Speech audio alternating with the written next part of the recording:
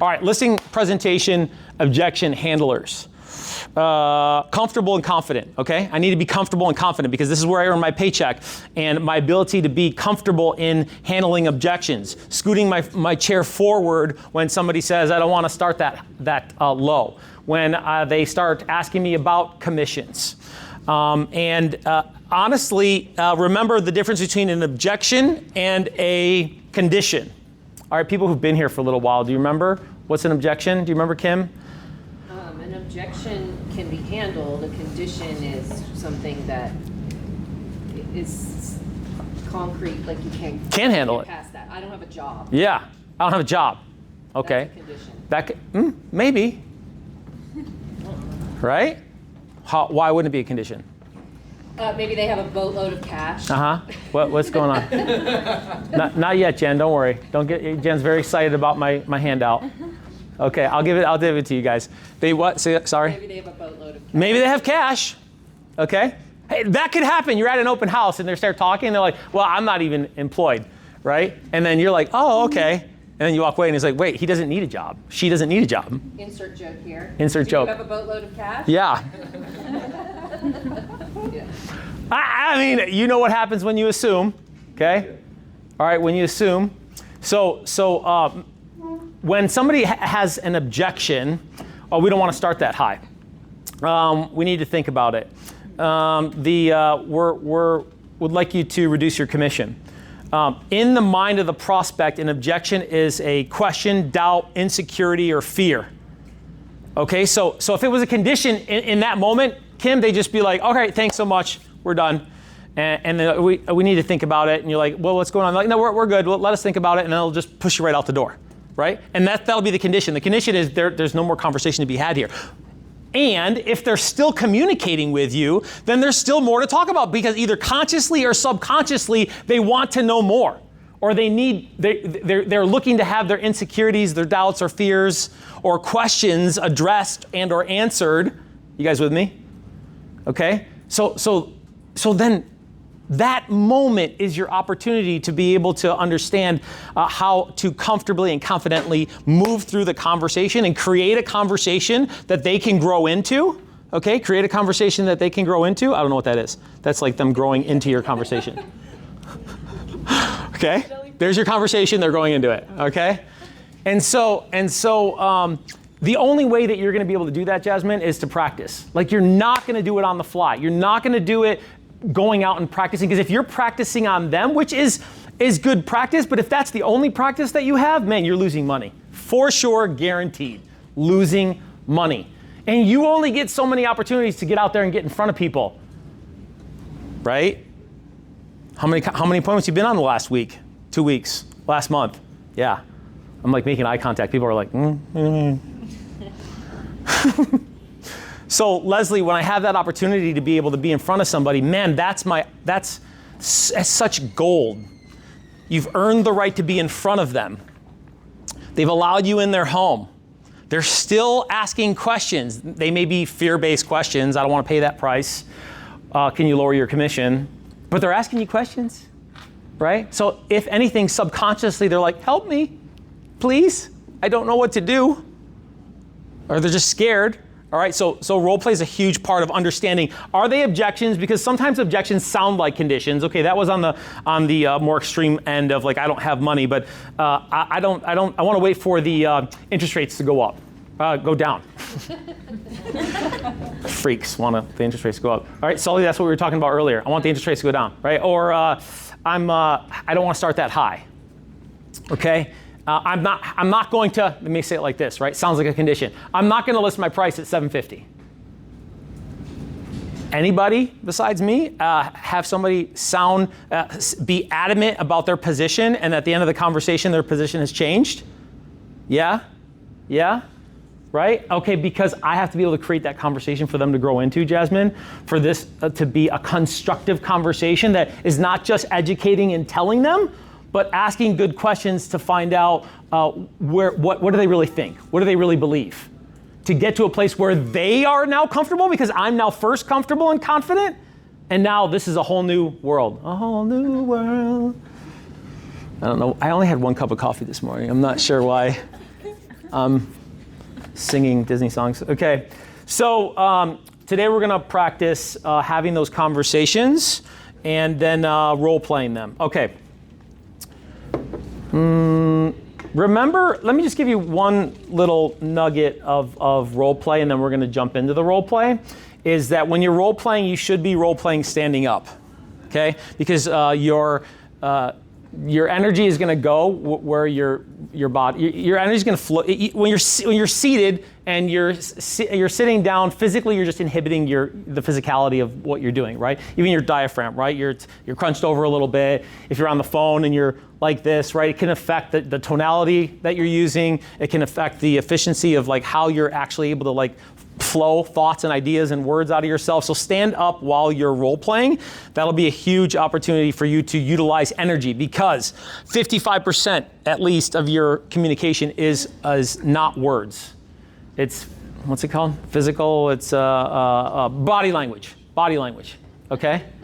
All right, your body language. So you're constantly communicating with your facial expressions, with your hands, with your head movements, your body position, arms, leaning, whatever, okay? So stand up while you're role playing to maximize energy. Make sure that you're role playing motivated prospects. It's good to role play objections. I want you to do that, and to role play a difficult personality style. Hey, sweet, I want you to really be a super high D. All right? Okay. Sweet's gonna kick in the D and be real direct and short. The pace is gonna pick up. Or maybe you're a D and you're like, all right, hey, Leslie, I want you to role play being a high S and amiable, who's super friendly and is sensitive to conflict or confrontation or difficult conversation. Okay? You talk to those people like they're avoidant? Is that a word? They avoid conflict in the conversation, and maybe they even appease you just to hear what you're saying, and then to like yeah you, right? And then you never hear from them again. You're like, what happened? They were all yeah. Yeah, they were always no. But they just yeah-y'd you to get you out of their face. You know those people? Yeah. JJ's one of those people, right? I know him well. That's why I can pick on him. All right. All right. So you want to role play difficult scenarios and situations, difficult objections, and make sure that you allow them to win. Okay. So 2, 3, 4, 5 objections. Maybe even talk about that when you're role playing. Like, all right, hey, I want you to give me resistance 3 rounds, 3 rounds, 4 rounds, 5 rounds, whatever. Okay, because how often do you say something and then you say something really smart and then they still don't follow your lead? Very often, right? It's like your kids. You gotta say things 10 times. It's like your significant other. You gotta say things 20 times, right? And so they're human beings too, and so that application of what you're saying, sometimes first level, second level, third level, fourth level, you need to be able to challenge yourself to create a conversation for them to grow into. And so make sure that you're role playing difficult conversations and difficult personality styles, and that you're allowing them to still win, because you're gonna have plenty of time to lose. And you're gonna lose a lot. That's just part of the game of sales. Sorry, even if you're not hardcore cold caller, internet leads. Who's calling those? Right? What's the conversion rate on internet leads? Anybody know? 6 out of 100. Yeah, it's like nationally, it's like 2 to 3%. If you're real good, it's 6 to 10%. That's still a 90% failure rate. For people who opted in, you're still a loser. Sorry, it snuck out. Okay. Right? Sabri. Okay. Sorry, I have to say it, or else the newbies, I have to keep saying their name. And Haisha. Right? Haisha is you have to be able to be comfortable and confident in the conversation. Okay, here's what we're gonna do. I'm gonna hand these out, and you guys are one person's gonna be the agent, and the other person's gonna be the prospect, right? And the prospect's gonna say what's under each objection. Well, I need to think about it, Jasmine, and Jasmine's gonna read. And then I go, well, I wanna start a little bit higher to leave room for negotiations, and then Jasmine's gonna read. Well, I don't wanna start at that price, and then she's going to read. And then she's going to do commission objection handlers, and she's going to go, well, I'm wondering if you can cut your commission. And then the other person's going to read. And then she's going to go, I don't mind offering less to a buyer's agent. Okay, and then there are agents who are offering less. There are agents who are offering less commission. Okay, price and commission are the biggies. All right, and it always starts with we need to think about it. So you need a constructive way to address we need to think about it. And then 9 times out of 10, 9.5 times out of 10. Right? How often, Kim, somebody is like, yeah, that's great. Maybe 1 time out of 10. It usually takes some nudging, like 9.5 times out of 10. They're not going to fall down. Julie. They're not going to fall down, Julie, and take my recommended price at the end of the presentation. Because from last week, remember at the end of the presentation, what's my final question to them at the end of the presentation? Before I handle the objection. What's my final question? Anybody remember? Do you have any questions? No? Good guess, though. Now that you've seen all the data, where would you like to price them? Right. Now that you've seen all the information, where do you feel we should price position the house to create value in the minds of the buyers based off of the competition for somebody to make an offer over the competition? Where do you feel we should be? Haisha? Haisha? Yes. Okay. Haisha. Haisha. Haisha. Haisha. Okay. Haisha. Okay. And then they're going to go, well, we need to think about it.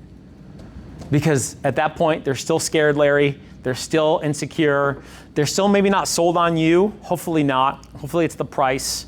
Or hopefully it's they're just, maybe they have some aversion to the sales process, right? Do you? Some of you guys do. You don't want to be rushed through a sales process, right? And you just came over. It's the first time they met you, or the first significant real conversation you've had with them. And so slow down. They need to slow it down a little bit. And so that's their way to pump the brakes and go, all right, think about it. Okay, that's fair. Okay, so I'm gonna pass these out. You guys pick a partner. Everybody's standing. Everybody pick a partner. Everybody's standing. And then when we're done, we're gonna have the real fun. So but here's what I want you to do. Move quickly through this. All right, I want you to ask the questions and answer and read as fast as you can. Okay, because the idea is to internalize concepts and ideas. All right, all I want you to do, the purpose of this is internalize concepts and ideas. Pick a partner and let's go. Here we go. So like, I hear it. You say. Either way. Okay. You need a partner? You say. Okay, perfect. Okay. Is that right? I can appreciate it.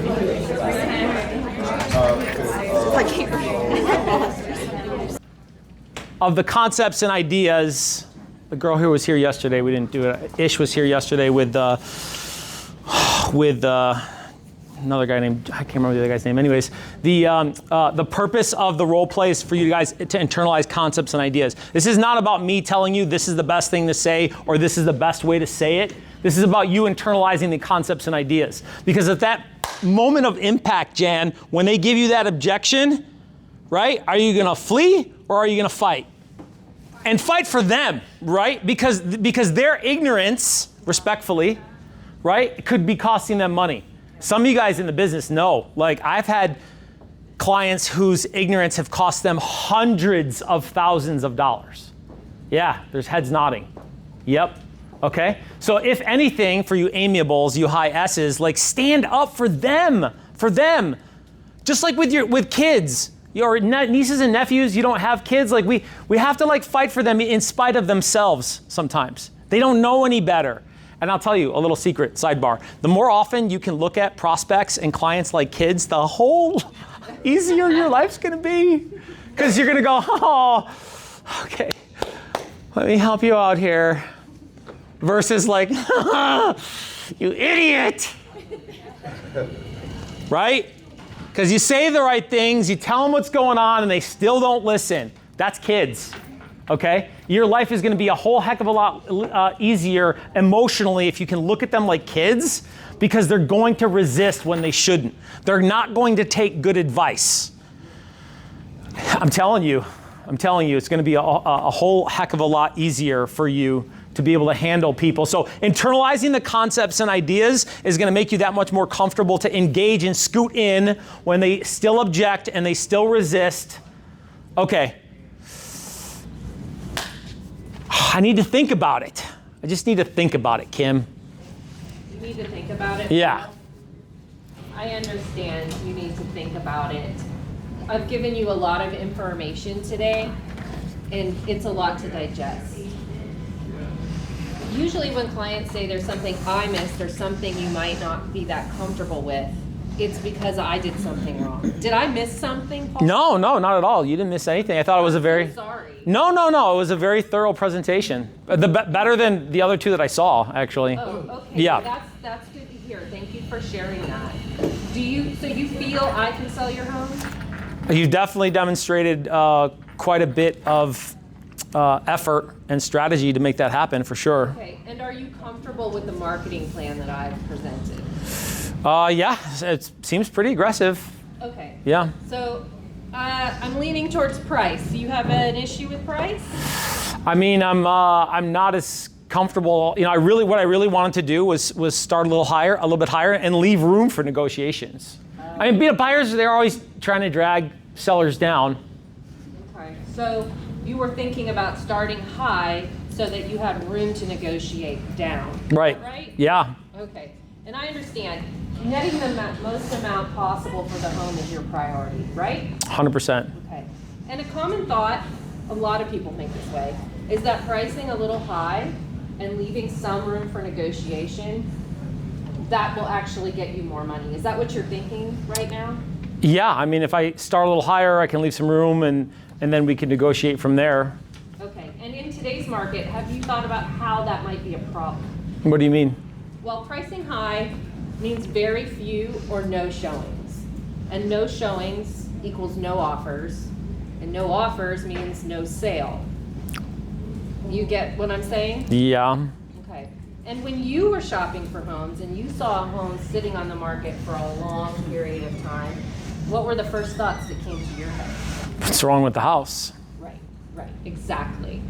So let's do the right thing and list it for this price and see how we do with getting buyers into the house. Yeah, I just, you know, it only takes one buyer though, right? I mean. Yeah, I hear that a lot, and that's a common misconception that it's just one person is going to walk into your house and offer you full price. I mean, or close to it. I mean, yeah, you know, we've done a lot to the house. It's a beautiful house, and so you know, we just need that one. We just need that one person. Right. I get it. And your house is beautiful. You put a lot of work into it. I can tell that you really care about your house. And as a reminder, we're not selling your memories or your love for this house. We just have to sell the house to someone else. So I get it. And if you had fewer showings and only got one offer, can you see how it would be really hard to negotiate in that situation? Yeah. Because we basically have to take whatever that person is offering us, right? Or not at all, or reject it and sit on the market even longer. Yeah. So bringing more people in, getting more interest, creating urgency, hopefully getting more than one offer so that we have a strong negotiation, a strong place of negotiation. You would agree that's important, right? Yeah, I do. Okay. So let's list it this price with the idea that we're going to create some urgency and get a lot of people through this. Well, Kim, if I have to list at that price, then I mean, you know, I'd expect you to cut your commission then to help compensate for some of the costs there. Okay. And I hear throughout this whole conversation, it's just really important for you to net the most amount of money possible, right? Exactly. Okay. And I understand how you feel. And let's talk about that. Let's visit that for just 1 minute. How do you feel about turning interested buyers away? What do you mean? Well, if cutting the compensation to the buyer's agent means offering less to them, you could see how that might not attract buyer's agent, or your negotiations, the buyer might end up coming in lower to make up for the fact that they then have to pay their buyer's agent. Yeah, isn't with that new laws and regulations and stuff, I mean, sellers don't have to pay the buyer's agents, right? You don't have to do anything that you don't want. And you have to understand that compensation is part of your marketing. Do you see how compensation is part of your marketing? I do. Yeah. I do. So let's offer a good, solid compensation so that the buyer and the buyer's agent are both confident that you are wanting to sell this house. Are you ready to sign for this price? I guess I will. I just want to sell it quickly. You want to sell it Yeah. quickly? All right. There we go. Break script. That's good. Okay. What'd you like? What'd you like? You heard. What'd you like? You heard. What'd you like? I like that you said the buyer commission is part of your marketing. Oh yeah, I love that too. Yeah, that was really Yeah. It's good. because it is. What else you like? You heard. I think she always accepts your feeling and what you think and gets really involved in the conversation. She doesn't feel like you are an idiot. She feel like she kind of like guides you. Right. Some of the repeating and approving that we've done in other Power Hour sessions helped acknowledge what she heard from me and align with some respect or understanding or appreciation of what my thoughts or feelings were. Yeah, I had a friend who is also my buyer talk with me here last time, and she did had a good relationship with a discounted agent, and that agent sells very well too. And then she mentioned about that, and I was in a promotion, and I just said, okay, just go ahead, work with her, that's okay. And Okay. yeah, but she's my friend, and she said, don't give up, because she tries to help me, she challenged me. Right. Think about how she offers and how you can offer what's your value. So she was role playing with you. I don't know. Kinda. Well, but she helps me in the end. She said, I'm still going to work with you because I've already made that promise. Yeah. But this kind of question really in my mind for several days. But I really need to, not just by persuading them, I need to dig out why there is agent. Because that specific agent, I met with around 4 to 5 potential leads. They all mentioned about her.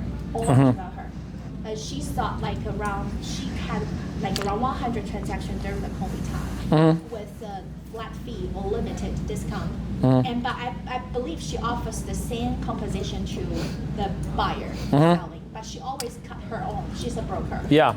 And they all say she's good. She's professional. She's still showing me houses. She provides good service as a full service agent. She's good.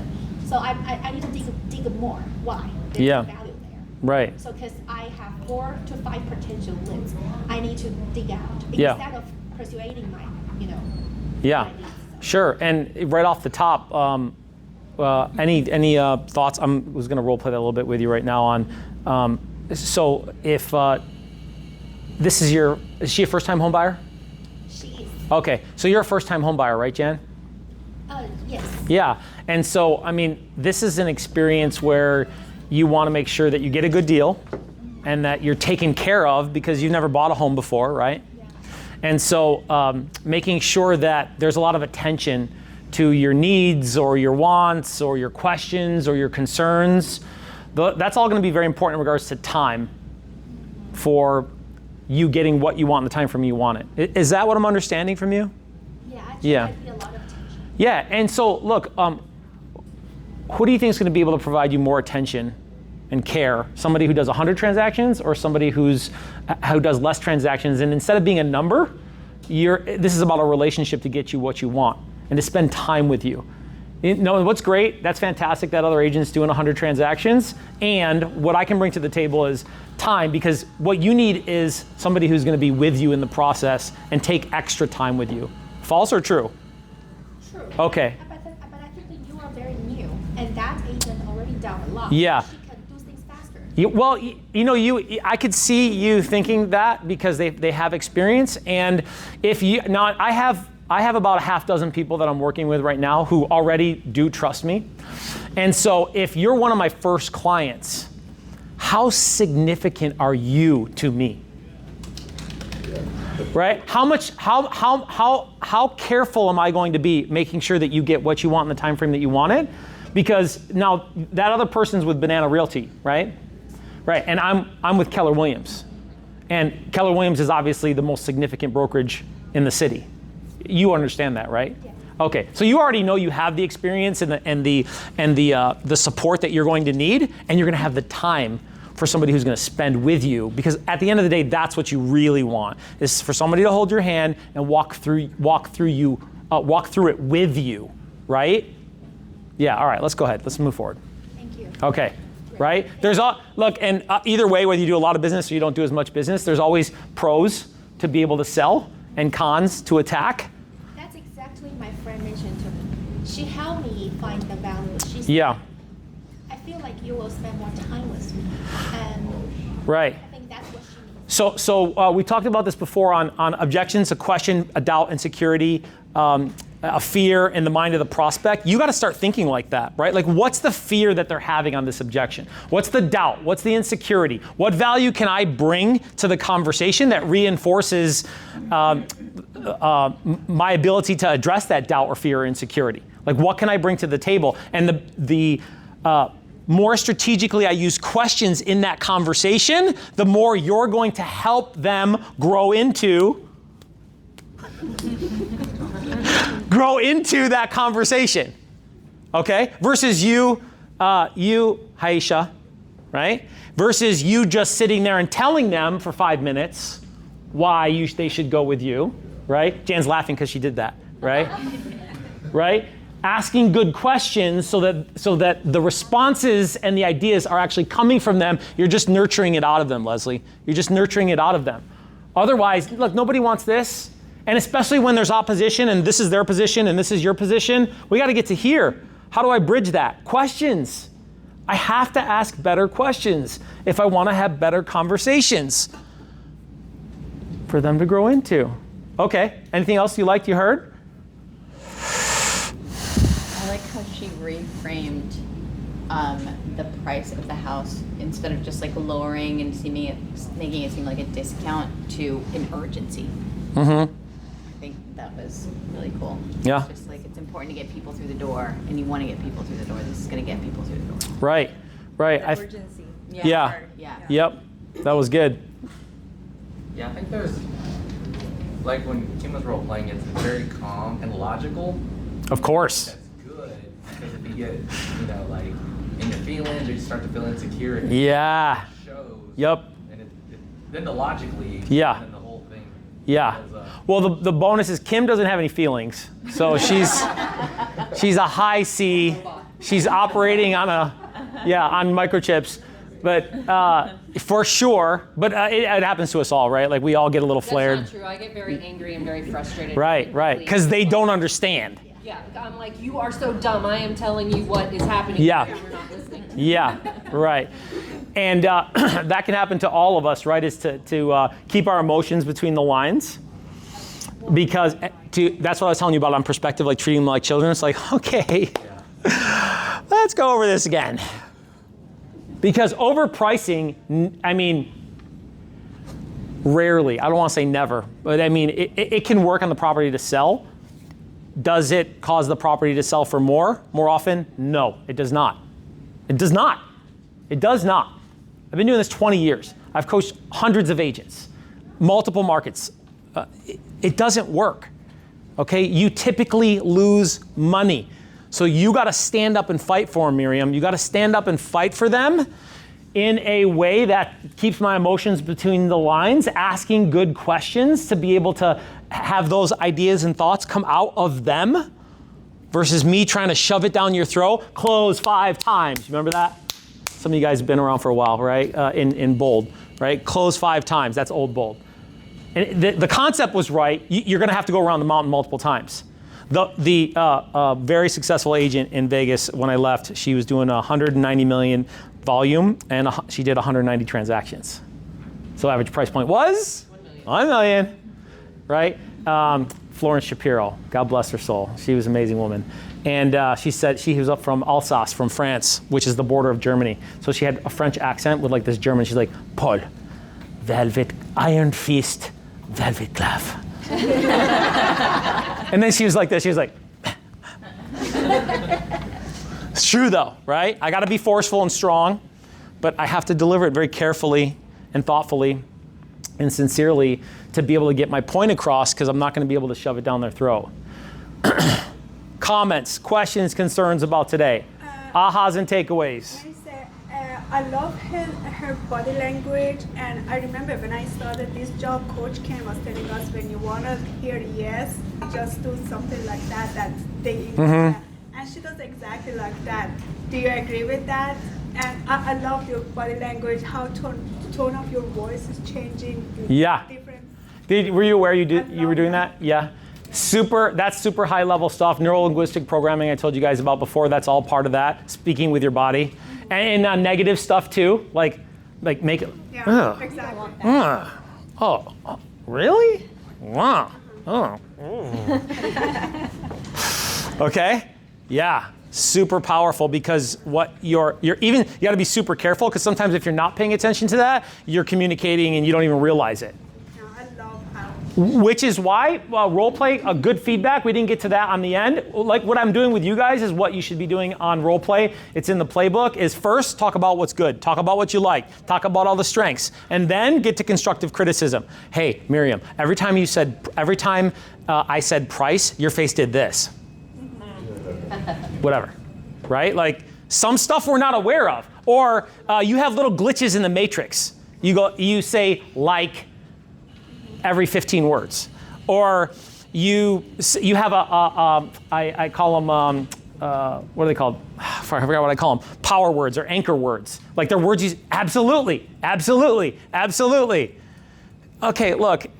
Maybe it doesn't kill the listing, maybe it does, but like you repeating words because you're glitching, because your mouth's moving while your head's thinking, you don't always need to make sound. Like, shut up. Slow down. And some of that feedback on the role play, you didn't even realize some of those things you were doing. Your posture, whatever. You need some of that feedback, because we get paid by what we say. How we say it. How often we're saying it. Okay, so for constructive feedback, right, for sure, I think there was opportunities in the middle where you were objection handling, and this is really minor, but there was opportunities for you to be able to turn some of that into questions, which I know you were gonna already realize and know that. Is there was things that you were saying that, because at this level, right, where you've been role playing and you've been practicing and you're paying attention to your skills, sometimes we get caught in the momentum of expression and thought and projection, like telling them things, and there's still opportunities to be able to turn those into questions, especially for you guys who are a little bit more experienced. Like you have really awesome things to say, and like the questions can come literally, I mean like machine gun. Like make them self-discover. Every single thing you say could be a question. There's this guy I watched for years, and he would present in front of like 2,000 or 3,000 or 4,000 or 5,000 people, and he just controlled the crowd. It was really masterful to watch, because he was just questions and engagement and laughter, and he was a master presenter, because I'm trying to influence, because at the end of the day, this is about being able to influence them, because we've pre-qualified them, we know that they're motivated. I'm not trying to get people to do what they don't want to do. If they don't want to do it, that's another story, but you shouldn't even be there if they don't want to do it. And you should know that by the pre-qual, which we discussed a week ago. Okay, 2 weeks ago. Okay. Comments, questions, concerns, ahas? JJ? Do you ever get pissed if someone's kind of like, I don't know, like doesn't appreciate an agent or thinks really deserves a game or something? And how do you like anchor, or do you ever have to re-anchor your feelings if someone's being... At the appointment, no, I don't have to re-anchor, because I've already pre-qualified them enough to know, and then once I get there, my ability to demonstrate value is so significant, it just takes them right over. Because they think they know. I had a buyer like that a couple weeks ago, and she's like, "I'm buyers, they're just opening up doors and blah blah blah." I'm like, "Oh, okay." I'm like, all right. And we're talking because I reviewed the pre-qual before I went into my value proposition. And then I get in the value proposition, I'm just like, and she's like, oh, wow. I never heard anybody do that before. I'm like, I know myself. Gotcha. So you anchor it with the values. that Right. you bring to the table. Right. But if you're getting a heavy dose of that up front, then you need to think about whether that's an appointment you really want to be on. And maybe start asking a few more questions on identifying their ability to cooperate, because motivation equals cooperation. If they're motivated, they'll cooperate with you. If they're not cooperating with you, maybe they don't know you enough, Sabri. Like maybe they don't know you enough, or maybe they really aren't motivated to work with you because they know Sully. And maybe you don't know that yet. So you have to ask some more questions to figure out what's really going on. Ahas, takeaways, takeaways. I like motivation with cooperation. That's huge. It's great. There is a pushback because you don't know enough information. Yeah. Now, the disclosure with that is that everybody reflexively resists, right? Like, they're knee jerks, right? Everybody reflexively resists because you're a salesperson, stranger. What did Mama say about strangers, Leslie? Stranger danger. So everybody resists, Amina. Everybody. So you got to be able to keep asking good questions, repeating and approving, to ask good questions to find out, is it really an objection or is it a condition? Something I can't do anything about. All right, everybody stand up.